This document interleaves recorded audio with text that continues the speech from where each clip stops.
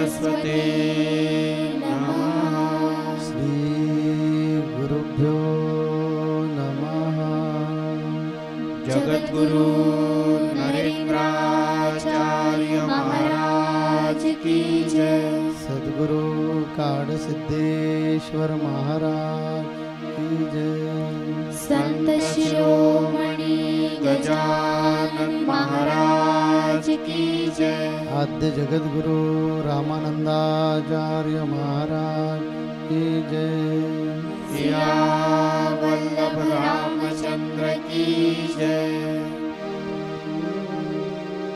गुरुर्ब्रह्मा गुरुर्विष्णु गुरुदेवो महेश्वरा। श्री गुरु साक्षात् परब्रह्म तस्मै श्री गुरवे नमः। ब्रह्मानन्दं परमसुखदं केवलं ज्ञानमूर्तिं द्वन्द्वातीतं गगनसदृशं तत्त्वमस्याधिलक्ष्यम् एकं नित्यं विमलमचलं सर्वधी साक्षिभूतं भावातीतं त्रिगुणरहितं सद्गुरु तन्नमामि। श्रीमद्दासबोधदशकपन्धरावा समास पाचवा चंचलक्षणनिरूपण वाचण्यास प्रारंभ करीतो। श्रीराम दोघाईसी तीन चालते अगुणी अष्टधा प्रकृती अधोर्ध्वसांडो न वर्तते इंद्रफणी ऐसे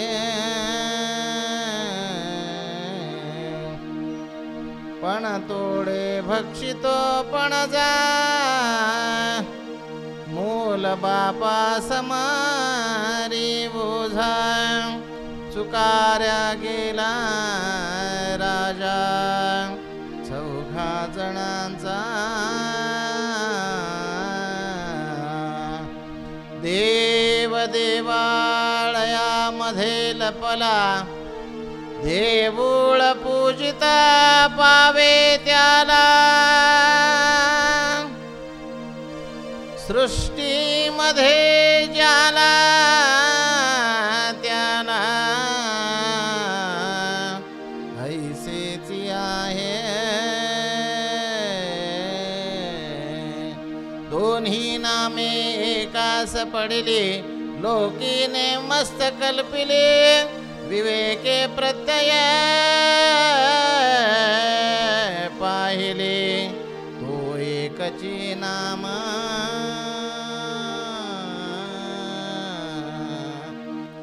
पुंडलिक वरदे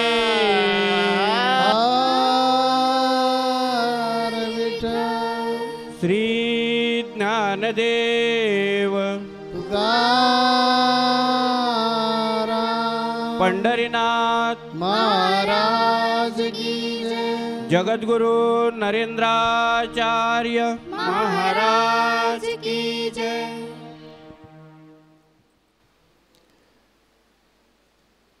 आपल्या सर्वांच्या हृदय मंचकावर आसनस्थ असणाऱ्या आपल्या गुरुमाऊलींच्या चरणकमलाला वंदन करून, तसेच पूर्वजन्मीची पुण्याई भेटली मोक्षदाती आई आणि त्याच आपल्या गुरुमाऊलींच्या संतसंगासाठी या ठिकाणी उपस्थित असणाऱ्या सर्व गुरुबंधू आणि गुरुभगिनींना श्री गुरुदेव। मागच्या रविवारी आपण ऐकलेलं होतं की चातुर्य लक्षण. आता चातुर्य म्हणजे चतुर, चतुर म्हणजे शहाणा दुसऱ्याला मदत करणारा, जनसेवा करणारा, असा हा चतुर आपण गेल्या रविवारी बघितलं होतं. पण आज आपण बघतोय तो म्हणजे दशक 15वा, समास 5वा, चंचल लक्षण. आता ह्या चंचल लक्षणाचा जो समास आहे, ह्या समासाच्या सुरुवातीलाच रामदास स्वामींनी काय केलं आहे, विश्वरचनेचं वर्णन केलं आहे. विश्वरचनेचं वर्णन केलं आहे म्हणजे यामध्ये विश्व म्हणजे प्रकृती आणि पुरुष या दोहोंचा जणू खेळ आहे अशी कल्पना केलेली आहे. आता शक्तिमय प्रकृती आणि जाणीवमय पुरुष या उभयतांच्या मार्गदर्शनाखाली सत्व, रज आणि तम हे 3 गुण चालतात. आणि हे 3 गुण आणि पंचभूते मिळून आपला हा अष्टधा प्रकृतीचा बनलेला नरदेह. बघा, 3 गुण आणि 5 पंचभूते अशी अष्टधा प्रकृतीपासून बनलेला आपला हा नरदेह. आणि म्हणून हे 3 गुण कसे आहेत? तमोगुण आहे, तो अज्ञानी आहे. तमोगुण अज्ञानी आहे. त्यामुळं अज्ञान म्हणजे काय तर जीव स्वतःला हे नाशवंत शरीर म्हणजे स्वतःचं स्वरूप समजतो. स्वतःचं स्वरूप समजतो म्हणजेच हे त्याचं अज्ञान आहे. आता रजोगुण म्हणजे इंद्रिय सुखाची अनिवार्य लालसा आणि सत्वगुण म्हणजे स्वस्वरूपाकडे जाण्याची अभिरुची, स्वस्वरूपाकडे जाण्याची ओढ, स्वस्वरूप समजून घेण्याची आपली कुवत किंवा उत्साह ओढ. परंतु रजोगुणाचा जोर झाला की सत्वगुण लोपतो. म्हणजे माणूस इंद्रिय सुखाच्या नादी लागला की भगवंताला विसरतो. म्हणजेच मुलगा बापाला मोठ्या चातुर्याने मारून टाकतो. अज्ञानाच्या पायी स्वस्वरूपाचा लोप झाला आणि इंद्रिय सुखामुळं, इंद्रिय सुखापायी स्वस्वरूपाकडे असणारी, स्वस्वरूपाकडे जाण्याची प्रवृत्ती आहे, ही प्रवृत्ती नाहीशी झाली की आपल्याला परब्रह्माची प्राप्ती होत नाही. आपण परब्रह्म आहे हे विसरतो. परब्रह्म आपल्यातलं हरवतं आणि म्हणून आपल्यातला जो परमात्मा आहे त्या परमात्म्याची आपल्याला जाणीव होत नाही. आणि म्हणूनच समर्थ रामदास स्वामी या दशक 15वा चंचल लक्षमध्ये सांगतायत, देव देवालयामध्ये लपला, देव देवालयामध्ये लपला, देऊळ पूजिता पावे त्याला, सृष्टीमध्ये ज्याला त्याला ऐशेचे आहे. बघा, देव देवळामध्ये लपलेला आहे.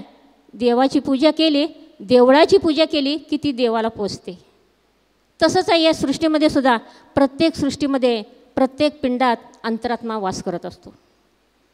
प्रत्येक सृष्टीतल्या प्रत्येक जीवामध्ये अंतरात्मा वास करत असतो. आणि आपला जो देह आहे या देहामध्ये सुद्धा अंतरात्मा लपलेला आहे. आपल्या देहाची पूजा करता येत नाही, आपल्याला त्या देहाचं प्रत्यक्ष दर्शन घेता येत नाही, देहामध्ये असणाऱ्या अंतरात्म्याचं. म्हणून आपण काय करतो, या देहाची पूजा करतो आणि ती अंतरात्म्याला पोचत असते. उदाहरणार्थ पाणी. आता पाणी या प्रत्येक झाडामध्ये, वेलीमध्ये, प्रत्येक ठिकाणी निरनिराळ्या रूपात, परंतु पाणी एकच असतं. आता ह्या जमिनीमध्ये सुद्धा पाणी आहे, आपल्याला सगळ्यांनाच माहिती आहे. पण समजा एखादा शेतकरी आहे, त्याला शेतामध्ये विहीर काढायची आहे किंवा बोर मारायचे आहे, त्याला तो काय करेल, पानाड्याला बोलवेल. पानाड्याला का बोलवेल तर नेमका पाण्याचा स्रोत कुठे जास्त आहे, कुठं विहीर काढल्यामुळं किंवा बोर मारल्यामुळं पाणी जास्त लागणार आहे आणि आपल्या शेतीला ते पूरक होणार आहे, हे ज्ञान त्या पानाड्याला असल्यामुळं शेतकरी काय करतो, पानाड्याला बोलवतो. आणि पानाड्याला का बोलवायचं तर त्याला ते ज्ञान, पाणी नेमकं कुठं जास्त आहे हे जे ज्ञान आहे, हे ज्ञान त्याला परमेश्वराकडून प्राप्त झालेलं असतं. म्हणून आपण पानाड्याला बोलवत असतो. आता आपण गाण्यामधूनच बघितलं होतं की ऊसामध्ये साखर आहे. ऊसामध्ये साखर आहे सगळ्यालाच माहिती आहे. बरेचसे महाराष्ट्रीयन आहेत, प्रत्येक ठिकाणी साखर कारखाने आहेत, भरपूर आहेत. आणि समजा जर ऊस घेतला आणि त्या साखर कारखान्याच्या गव्हाणीमध्ये टाकला तर लगेच साखरेची पोती भरतील का, नाहीत भरणार. तर त्या ऊसावर सुद्धा वेगवेगळ्या प्रक्रिया कराव्या लागतील. त्याच वेळेला त्या ऊसापासून आपल्याला साखर मिळणार आहे. आता मगाशी ताईंनी सांगितलं की दुधामध्ये लोणी आहे. संत संघासाठी सगळीकडंच भगिनी वर्ग जास्त असतो. आणि माझ्या समोर बसणाऱ्या भगिनी वर्गांना माहिती आहे की दुधामध्ये लोणी आहे, माहिती आहे. समजा आपण संध्याकाळी दूध उकळायचं आणि त्याच्यावर झाकण ठेवून द्यायचं आणि सकाळी उठल्यानंतर बघायचं त्याच्यावर लोण्याचा गोळा येईल का, त्याच्यावर लोण्याचा गोळा येणार नाही. का तर दुधातून लोणी मिळण्यासाठी सुद्धा दुधावर वेगवेगळ्या प्रक्रिया कराव्या लागतात.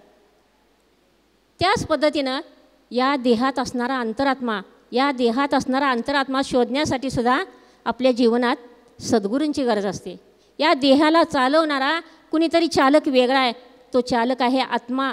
आणि हा आत्मा शोधण्यासाठी म्हणजेच आपल्यातला खरा मी आहे तो शोधण्यासाठी आपल्या जीवनात सद्गुरूंची गरज असते. आणि म्हणूनच आपल्या माऊलीने प्रवचन सिंधूमध्ये सांगितलं आहे, सोने झाले लेणे नसुनी ले सोने. म्हणजे सोनं हे सोनंच असतं, पण त्यापासून अनेक प्रकारचे अलंकार तयार करत असतात. अगदी त्याचप्रमाणे परमात्मा आणि आत्मासुद्धा एकच आहे, परंतु आपण तो भिन्न भिन्न मानलेला आहे. आणि म्हणून माऊलींच्या या प्रवचन सिंधूमधून आपल्याला असं कळतं की माणूस एवढं सगळं भिन्न भिन्न असला तरी आत्मा एक असतो. तरीसुद्धा माणूस टिचभर पोटासाठी, बघा मी काय म्हणते, टिचभर पोटासाठी माणूस काय काय करतो आणि काय काय खातो. या टिचभर पोटासाठी माणूस काय काय खातो, तर भांडणात मार खातो, वेळ प्रसंगी जोडे खातो, भांडताना दातवोट खातो, भांडताना दातवोट खातो, तुरुंगाची हवा खातो, लिहायला बसला ओळ खातो. एवढं खाऊनही माणसाचं पोट भरत नाही, तर नको तिथं उभा राहतो आणि आपटी खातो. असा हा माणूस आहे. असा हा माणूस नको तिथं उभा राहून आपटीसुद्धा खातो, तरीसुद्धा तो कधीही समाधानी असत नाही. का समाधानी असत नाही? कारण त्याला असणारा हव्यास, त्याला आनंद कशात आहे हे मुळात समजलेलं नसतं. आणि म्हणून ज्ञानेश्वर माऊलींनी सांगितलं की बीजेची झाले तरू सुवर्णाचे झाले अलंकारू, तैसा म्हणजे एकाचा विस्तारू ते हे जग आहे. म्हणजे एका बीपासून झाड तयार होतं, एकाच सोन्याच्या धातूपासून अनेक अलंकार तयार करतात. प्रत्येकाच्या कल्पनेनुसार प्रत्येकाच्या भिन्न भिन्न कल्पना आहेत. आता आपण या ठिकाणी बघतो संत संघाच्या वेळेला, प्रत्येक संत संघाच्या वेळेला प्रत्येक वेळेला मांडणी वेगळी असते. बघा या ठिकाणी असणाऱ्या सेवेकऱ्यांची ही किमी आहे. ह्या ठिकाणी असणारे जे सेवेकरी आहेत यांची असणारी किमया, ह्यांची असणारे भिन्न भिन्न विचार. फूल मात्र एकच आहे. फूल म्हणजे एकच आहे, त्याचे रंग वेगवेगळे असतील, पण तीसुद्धा ती जी कला आहे ही कला इतकी छान जोपासलेली असते की प्रत्येक संत संघाला आल्यानंतर आपलं पहिलं लक्ष जातं. आता आम्ही महिला मंडळ म्हटलं की पहिलं लक्ष कुठं जाणार? सजावटीकडं. त्यामुळे आमचं पहिलं लक्ष जातं की संत संघाची सजावट कशी आहे. आणि असं हा भिन्नत्वातून सुद्धा एकच असणारा असा हा आपला आत्मा आहे. आणि म्हणून ज्ञानेश्वर माऊली म्हणतात की अनेकामध्ये सुद्धा तो एकच आहे. या ठिकाणी एक आपण छोटंसं उदाहरण बघूया. एक पोस्टाची पेटी असते आणि ही पोस्टाची पेटी रस्त्याच्या कडेला एक 3 फुटावर असते. एक दिवस असंच रात्री एक चोर काय करतो, चोरी करून जात असतो. आता चोराच्या मनात विचार काय असणार?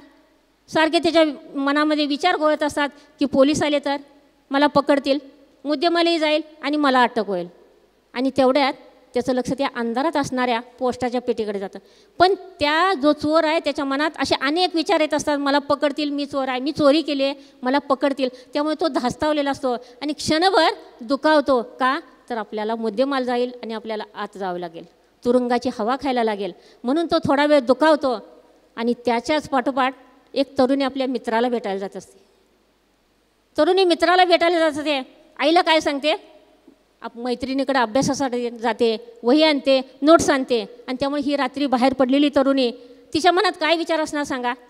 तो भेटेल का नाही, लवकर येईल का नाही, घरी उशीर झाला तर आई रागवेल, त्याच्यापेक्षा उशीर झाला तर बाबा घरी आले तर त्याच्यापेक्षा ओरडतील. आणि त्यामुळे तिच्या मनात सारखा विचार चालू असतो, तो लवकर येतो का नाही, तो भेटतो का नाही.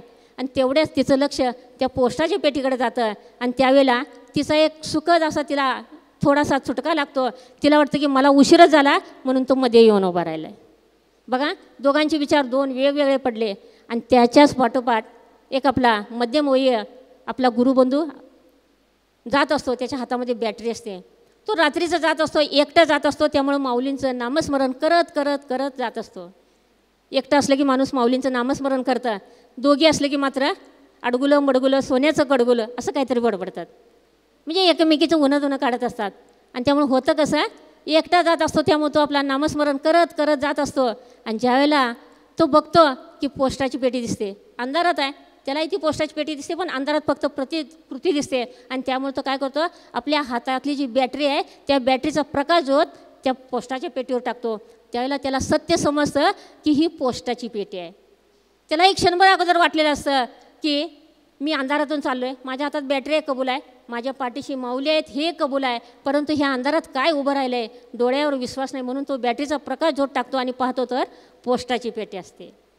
सांगण्याचं तात्पर्य काय, तर आपल्या विचार वेगवेगळे असल्यामुळे आपल्याला भिन्न भिन्न दिसलं. चोर थोडा धोकावला, तरुणी होती ती थोडी सुकावली, पण ज्याच्या हातात बॅटरी होती त्यानं सत्य पाहिलं. म्हणून ज्ञानेश्वर माऊली म्हणतात, बीजेचे झाले तरू सुवर्णाचे झाले अलंकारू, तैसामध्ये एकाचा विस्तारू ते हे जग आहे. म्हणजे भगवंत दुसरा तिसरा कुणी नाही, तर तो आपल्यामध्येच लपलेला आहे. म्हणून माऊली सांगतात की परमात्मा म्हणजे दुसरं तिसरं कुणी नाही, तर तो मीच आहे. तो आपल्यामध्येच लपलेला असतो. फक्त तो जाणीव होण्यासाठी, त्याची जाणीव होण्यासाठी आपल्याला संतांच्या सहवासात जावं लागतं. संतांचा हा संग लिहावी अभंग, सोये पांडुरंग भजनात दंग. ही जी संतांची संगत आहे, या संतांच्या संगतीमध्ये यासाठी यायचं असतं, कारण संत संगतीमध्ये परमेश्वरसुद्धा आलेला असतो. हा संतच परमेश्वर आहे. आणि या परमेश्वराजवळ जर आपण आलो तर आपल्याला हे विमल ज्ञान, हे चंचल ज्ञान हमखास होईल.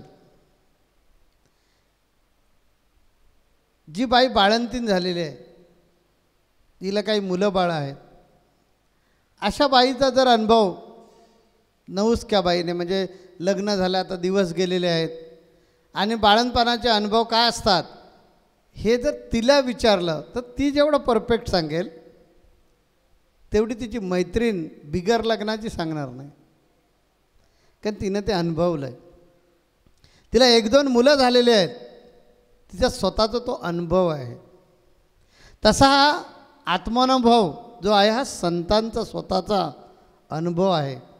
आणि तिथे जर तुम्ही गेलात, त्यांच्यापाशी गेलात, तर ते तुम्हाला ठणकावून सांगतील की अरे बाबा, तू आणि मी वेगळा नाहीच आहे. मी त्या परमात्म्याला अशा स्वरूपात पाहिलं आहे, अणुरेणूपासून ब्रह्मांडे भरिला, तो म्या विठेवरी पाहिला.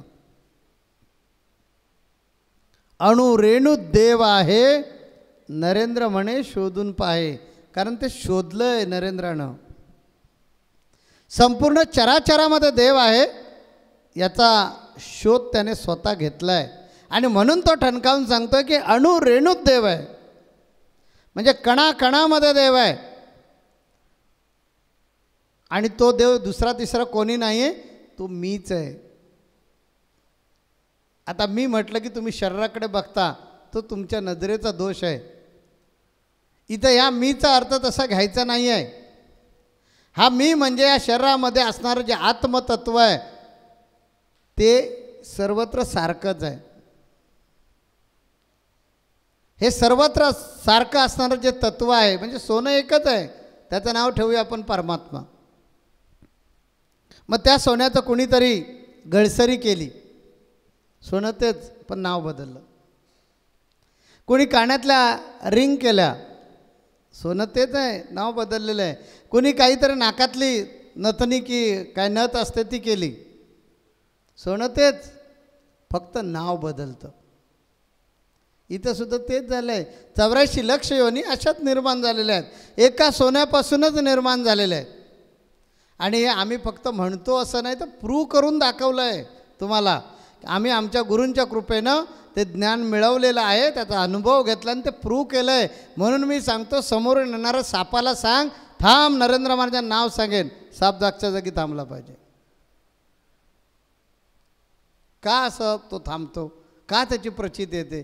कारण आम्हाला ठाऊक आहे की मी तोच आहे, त्या सापामध्ये पण मीच आहे, तुमच्यामध्ये पण मीच आहे, वृक्षवल्लींमध्ये सगळीकडे मीच आहे. वृक्षवल्ली आम्हा सोय रे वनचरे, म्हणून तुकोबाराने सांगितलं. ज्ञानेश्वर माऊलीने सांगितलं की हो, ह्या पखाल्याच्या रेड्यामध्ये सुद्धा मीच आहे. ती मोठी गोष्ट आहे. आपल्याला बऱ्याच जणांना माहीत असेल, काही जणांना माहीत नसेल, तर माझा आता नाईलाज आहे, कारण माझा वेळच संपलेला आहे, त्यामुळे मला सांगता येणार नाही. पण ज्यावेळी ज्ञानेश्वर महाराजांचा छळ चालू होता, त्यावेळेला त्यांना शुद्धीपत्राच्या वेळी तिथल्या पाखंडी लोकांनी छळलं आणि विचारलं की म्हणाल तुझं नाव काय? तर ज्ञाना. अरे ज्ञाना, मग हा रेड्याचं नाव पण ज्ञाना आहे, मग तो तुझ्यासारखाच असू शकतो का? ज्ञानेश्वर माऊली म्हणाले हो, तो सुद्धा माझ्यासारखाच आहे. मग तू वेद गातोस, तो गाऊ शकेल का? म्हणाले का नाही गाणार. मी पण तेच सांगितलं, मी जर चराचरात आहे तर मला सांगून बघा अमुक वाजता उठवा म्हणून. का नाही उठवणार? मी जर चराचरात आहे तर उठवलंच पाहिजे, कारण तुमच्या शरीरामध्ये जो आहे ना तो मीच आहे. फक्त तुम्हाला ते थोडं ऐकायला बरोबर वाटत नाही का? कारण तुम्ही माझ्या देहाकडे बघता. आणि मी अनेक वेळा सांगितलं, यापूर्वी सांगून ठेवलेलं आहे की देहाचे व्यवहार चालती अलिप्त. म्हणजे मी देह नाही आहे, देहाचे व्यवहार अलिप्त चालू आहेत आणि मी वेगळा आहे. आणि हे ज्ञान माझ्या गुरूंकडून झालं. माझे गुरु सांगायचे मी आत्मा आहे, मी त्यांचा चेला सांगतो मी देव आहे. भाषा तीच आहे, दोघांचं प्रमाण एकच आहे. कारण ते माझ्या गुरूंना माहीत होतं, गुरूंनी अनुभवलं होतं, ते मी आज अनुभवतोय आणि म्हणून बोलतोय. आणि नुसता बोलत नाही, कारण तो माझा मला आलेला अनुभव आहे, माझा स्वानुभव आहे. मी सांगतो ते चेक करून पहा, मला सांगून बघा. अमुक वाजता उठवा, तुम्ही दिल्लीत असा नाही तर अमेरिकेत असा, नाहीतर मंगळावर जा, तिथे सांगून बघा. तिथे सांगितल्यानंतरसुद्धा मला कळलं पाहिजे, कारण आमच्या नामदेवांनी सांगितलं अणुरेणूपासूनही भरला तो म्या विठेवरी पाहिला. तेव्हा याचं यथार्थ ज्ञान होणं याला चंचल लक्षण असं म्हटलेलं आहे. याचं यथार्थ ज्ञान चेलेला त्याच्या गुरुकडेच मिळत असतं. आणि म्हणून या कार्यशाळेत यायचं असतं, संत संघामध्ये यासाठी यायचं असतं, म्हणजे आपल्याला याचं यथार्थ ज्ञान मिळणार आहे, मिळेल. तुम्ही भाग्यवान आहात, कारण तुम्ही नेहमी संत संघ करणारी मंडळी आहात. आणि त्यामुळे तुम्हाला नक्की सातत्यानं त्याचा प्रयत्न करत राहिलात तर त्याचं नक्की तुम्हाला ज्ञान होणार आहे. आता आपण पुढच्या समासामध्ये समर्थ रामदास स्वामी काय सांगतात ते ऐकण्यासाठी पुढच्या रविवारी परत या ठिकाणी भेटूया. श्री गुरुदेव. जगद्गुरु नरेंद्राचार्य महाराज की जय. संत सिद्धेश्वर महाराज की जय. संत शिरोमणी गजानन महाराज की जय. आद्य जगद्गुरु रामानंदाचार्य महाराज की जय.